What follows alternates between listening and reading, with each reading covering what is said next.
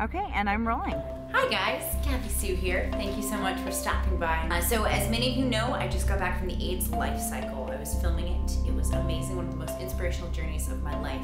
Basically, it's over 2,000 riders ride their bikes 545 miles from San Francisco to LA, and they all individually raise money to benefit AIDS and HIV awareness, research, treatment facilities, education, everything. Together, they raised about $15 million this year. To my knowledge, that is the largest AIDS HIV fundraiser in the world, ever. That's pretty amazing, and I got to speak with a lot of people that had a lot of very different stories about how AIDS and HIV have touched their life, or how the ride has touched their life, or where they came from, where they're going, what part of the journey they were taking with them. It reinforced the thought that everyone has a story that will warm your heart. It was really cool and really inspirational for me. So I wanted to share with you guys one specific story. A young man named Rob. He has a very interesting story, and he has a different perspective. I mean, everybody does. That's what's so awesome about talking to people, is that everyone has a different perspective. So without further ado, here is Rob's journey on ALC this year. Thank you. Okay, and I'm rolling. Last year, before last year's ride, I worked at Starbucks in San Diego, and I saw the poster up, and I just started riding a lot because my car broke down. I just started riding a lot, maybe 3 or 4 months prior. It just, you belong here. 545 SF to LA, and I was like, I want to do that. I had no idea what the charity was about. I had no idea that there was fundraising required or anything. I just signed up, didn't read anything because I'm a dumb boy, and I just click stuff and push through. And I was like, oh, okay, I have to raise $3,000, and oh my goodness. And I managed to do the fundraising in 30, I signed up 38 days prior to the ride, and I managed to get it knocked out, went on the ride, and from the moment I got here, it changed my life forever.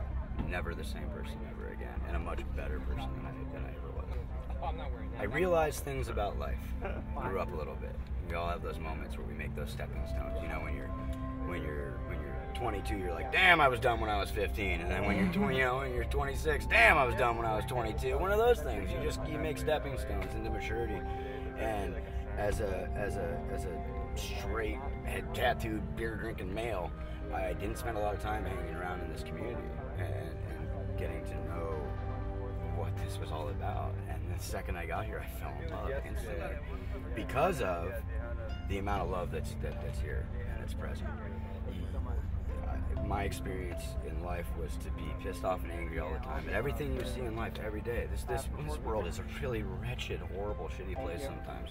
And if you watch the news and spend enough time on the internet, you'll see it and you get bummed out.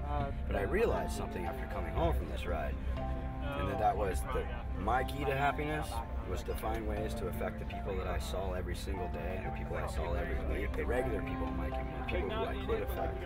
And I started trying to be as righteous as I could to them and to help them out where I could and be a better positive influence on their lives. And in return, they became better positive influences on mine. It came full circle, much like this camp. You walk around all day, people are doing nice things for people for no other reason than just to do it. And one good turn goes over there and then goes over here, and before you know it, there's just a love bubble is occurring. It's absolutely phenomenal. This ride is like no other. I did do some recruiting when I got back. My first step was that I sold my car and bought a different, better bike for the ride this year, which I haven't touched, unfortunately. It was a nice road bike, and I decided to do the ride this year fixed, and I found for Team Cretans 4 other gentlemen, 5 team total, that were willing to attempt this on bikes with no gear, 1 gear and no coasting. It's going phenomenal, better than I could have ever imagined. The entire fundraising process was a dream and rad. We threw a lot of fun parties and did things. And that's where, kind of back to what I was saying, that's where I got to see the community come out and be epic. And people will say, all the time, it's like, I did it. And yeah, we all did. Like every rider and every roadie and everybody who fundraises, they do their thing. We push and we work our asses off all year. But really, this is a chicken and the egg scenario with this ride.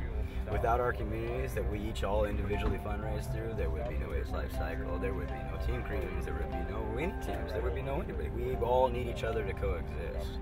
And to watch the community come together, again, to do nice things and give away money and time and hard work and effort for no other reason, just to see how somebody else smile. shit, I'll stick with this as long as I can, because that is definitely the key to this stuff. You know what I mean?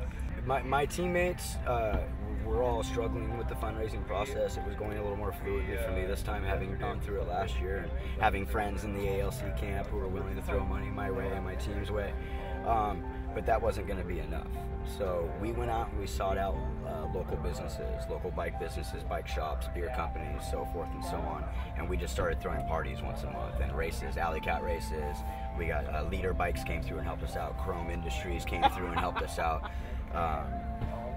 The list goes on. There's like way too many to mention. Just it was a beautiful thing. What they did was they gave us product to work with, to auction off, to throw, you know, I mean, give away kegs of beer, give away whole entire bikes. We had people who bought $5 raffle tickets and won a $600 frame set. You know what I mean? And people were absolutely ecstatic. And we raised an average of like $1,200 per fundraiser we threw. So it got the team to where we needed to be. The bike community in San Diego has always been really good and really, really strong. But through these fundraisers, and people got excited about what we were doing, the physical challenge of it, the charity side of it, and everybody started coming together and like bulking up and getting along, where they were all clicked out before, and now everybody's coming together, opening their wallets and their hearts and throwing down time, and it's just unbelievably flabbergasting to me. I can't stop smiling. I can't stop crying from happiness. I never imagined ever in my lifetime that I would be able to get on a bicycle and feel happiness.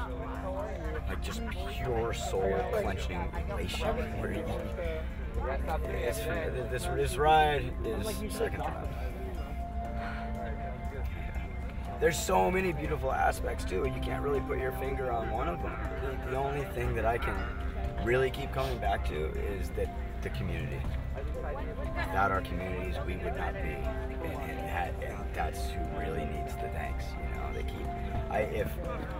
every single roadie, every single moto safety, every single volunteer that's here that I meet, if they've met me, the first thing that came out of my mouth was thank you. And they always say, no, thank you for riding. And no, guys, I ride my bike all the damn time. You don't get up at 3:30 in the morning and unpack and load trucks for 12 hours, I'm sure, all the time. So this is not a regular thing for them. The roadie is huge. The volunteers are huge. That's where it's at. The cyclists, we're doing what we love. It's all good. But like I said, it's the chicken and the egg. Without us, the roadies wouldn't be here. Without the cyclists, you know, vice versa. We all need each other to coexist, and that's why this community works. And that's why it works without any bullshit, no drama. Everybody just loves each other. You know, I don't have a lot of gay friends. I didn't ever spend time in the gay community, and there's definitely an aspect of that to this ride. Clearly, I think somebody suggested we start a new team called the One Percenters, the straight riders on the ALC. But it's really important because it teaches you love, and you know, instead of referring to somebody as a gay man, you realize that's a man. It's not a gay man. That's just a man. That's, you know, you figure, and it sounds horrible to not have realized that prior, but without the experience, how can you? You know, and I came here and I have. There's 3 very special souls on this ride, all gay men, who I am completely and utterly emotionally in love with them. Like, I am in love with their souls. They are the kindest, most gentlest, caregiving people I've ever met. One of them is on his 17th AIDS life cycle, and the other one is on his 9th. If that tells anybody anything, I mean, what could compel someone to do this 17 times in a row? I must be telling the truth, you know? It's pretty great. Even the past 4 years, I was like, man, why is this doesn't get media attention anymore? This doesn't, you know, cancer, whatever, ribbons, diabetes, whatever it is, and people are like, oh, this is, by the way, it's still a pandemic. It's still all over the world. It's still killing off so many people, and you know, we can do something about it, and I think we are. And I love that tagline on this ride. The ride ends when AIDS does. Solid. I can't believe I have a team. I came here last year like on a 32-year-old steel frame bike with no experience and no nothing. And that's what I'm talking about, you know. Come home and I'm like, oh, how many people are going to do this with me? And I just got emails today that 3 more people in San Diego are ready to sign up for Team Cretans next year already. So we're going to keep it going, and I want to keep it aimed at what Team Cretans is really about. Is if you live in a place where you're training with other ALC teams and you don't quite feel like you fit in with the $12,000 bike crowd or the 40 to 60, which is fine. You make your money, you go spend it. right on. Keep the economy turning for us. But if you don't feel like you fit in because you look different or you feel different or whatever, Team Cretan's got you. We take all the weirdos. We want you. We got your back. You belong here. Absolutely, you belong here. You belong somewhere, and if you want to be on a team and that's how you feel, come join the Cretans, man. We'd love to have you. I'm a weirdo. Come on, then.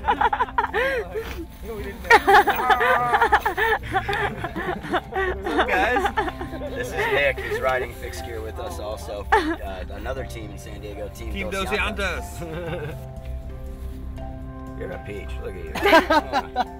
This is what's up. This is what this is all about. Like, and it's not like sometimes people think I'm giving them lip service. I'm not. Like, this is fucking real as it goddamn gets, man. You don't need anything. All you need is your legs and your heart. And you come on ALC and you will be taken care of. I promise it. Shit, I'll stick with this as long as I can because that is definitely the key to this stuff. You know what I mean?